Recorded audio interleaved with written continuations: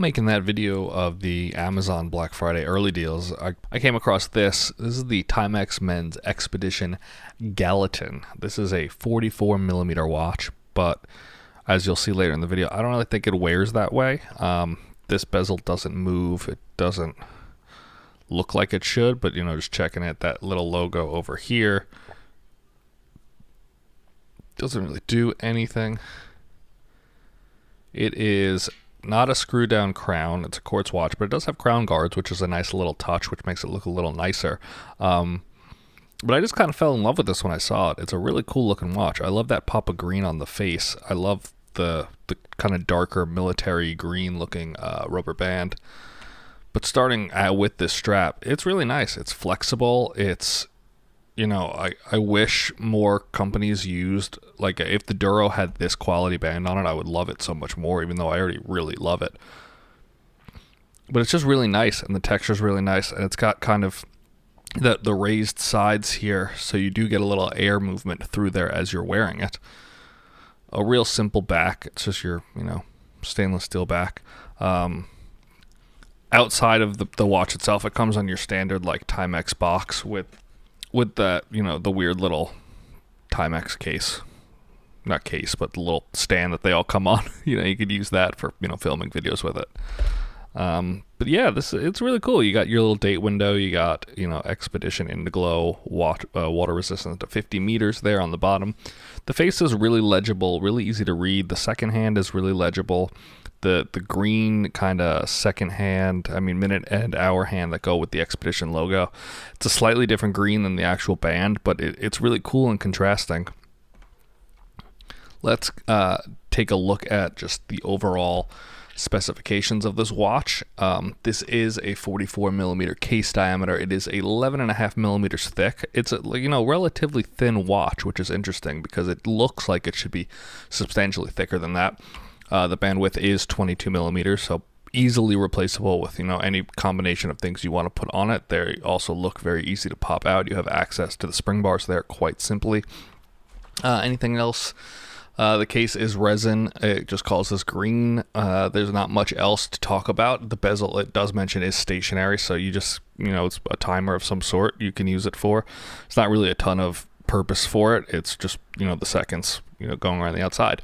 But let's take a closer look at this on the wrist. And actually, let's do the lume first. Let's take a look at the lume on this watch. So here is the lume on this watch. Just charged it up, but it is real bright. It's everything you would expect from the word Indiglow when it comes to Timex. It's really quality. Even fully charging it back up a little bit here, it's just as bright as it previously was. It's not dying down rapidly. It stays pretty bright, pretty consistently.